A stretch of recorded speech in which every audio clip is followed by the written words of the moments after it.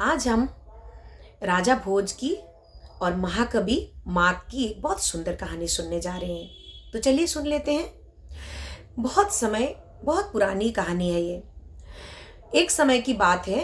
राजा भोज अपनी नगरी का नाम था, उनकी नगरी का नाम था, नगर का नाम था धारा नगरी। धारा नगर के हर व्यक्ति बहुत शिक्षित थे।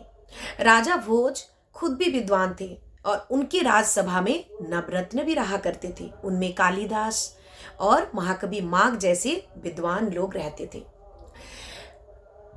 धारा नगर के प्रत्येक व्यक्ति संस्कृत में बात करते थे और हर एक व्यक्ति बहुत बहुत शिक्षित थे। राजा भोज की राजसभा में प्रतिदिन शास्त्रार्थ चलता रहता था।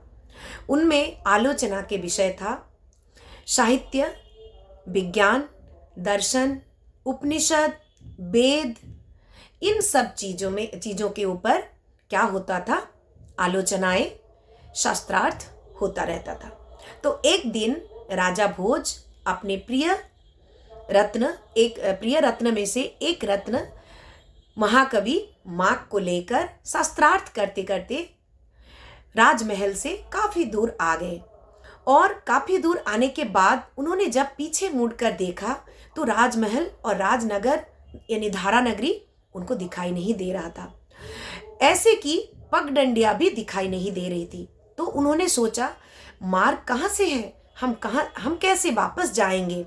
फिर थोड़ी दूर इधर उधर देखते देखते खेती संभालते हुए एक बुढ़ी औरत उनकी नज़र में आई और उन बुढ़ी औरत के पास दोनों जाकर पूछे कि माँ, हमें रास्ता बताएंगे, हम थोड़ा रास्ता भटक गए हैं। तब उन बुढ़ी उसकी आंख ऊपर करके दोनों को देखी और पूछे, आप कौन हो, पहले बताओ। तब दोनों ने कहा, हम राही हैं माँ। तब बुढ़ी औरत ने कहा, राही? तुम कैसे राही हो सकते हो?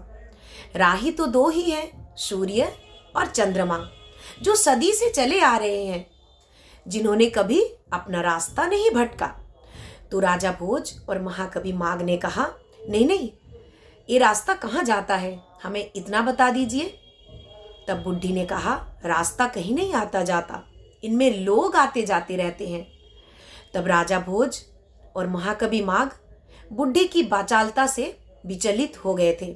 फिर उन्होंने कहा, हम अतिथि हैं। तब बुढ़ी ने कहा, अतिथि तो दो ही हैं, तुम कैसे अतिथि हो सकते हो? अतिथि हैं धन और यौवन, जो कि अचानक आती है और अचानक चली जाती है। तब राजा भोज ने मन ही मन सोचा, क्या मैं बता दूं कि मैं राजा भोज हूं? तब बुढ़ी औरत उनकी मन की बात जान ली और उनसे कहा, राजा तो दो ही हैं, एक देवराज इंद्र और दूसरा महाकाल, तुम इनमें से कोई एक भी नहीं लगते। फिर राजा भोज ने कहा कि माँ, हम समर्थ हैं। तब बुढ़ी ने कहा, समर्थ तुम कैसे हो सकते हो? समर्थ तो दो ही हैं, एक धरती और दूसरी नारी, जिनमें सृष्टि और पालन ये दोनों की सामर्थ्य होती है, उन्हीं को ही समर्थ कहा जाता है। पर तुम इनमें से भी कोई नहीं हो। तब राजा भोज और महाकवि माग दोनों की घमंड चूर चूर हो गया और उनके पसीने छूटने लगे, उनके माथे पर पसीने छूटने लगे और दोनों ने सोचने लगे कि इस बुढ़ी औरत की हमसे ज़्यादा ज्ञान है, ये बुढ़ी हमसे ज़्यादा ज्ञानी है। अब आया ऊँट पहाड़ के नीचे। तब बुढ़ी ने कहा कि देखो, मैं जानती हूँ आप दोनों राजा भोज और नवरत्न में से एक रत्न महाकवि माग हैं। आप दोनों को अपने ज्ञान पर बहुत ज़्यादा घमंड, अभिमान हो गया था। इतना याद रखिए, ज्ञान किसी की निजी संपत्ति नहीं है। हर कोई व्यक्ति अभ्यास और परिश्रम के द्वारा ज्ञान बढ़ा सकता है। तो आप अब स्वीकार कीजिए कि ज्ञान अपनी निजी संपत्ति नहीं है। हर किसी के पास ज्ञान होता है और जिसके पास ज्ञान नहीं होता है, अगर वो अपना ज्ञान बढ़ाना चाहते हैं तो अभ्यास करने के बाद, प्रयास करने के बाद उनको भी ज्ञान मिल सकती है। तब दोनों ने हार माने और बुढ़ी औरत से अपना मार्ग पूछे और फिर दोनों को सीख भी मिल गया और घर लौटने का मार्ग भी मिल गया। फिर उन्होंने मन ही मन सोचा कि कभी भी अपने ज्ञान के प्रति, ज्ञान को लेकर घमंड नहीं करनी चाहिए।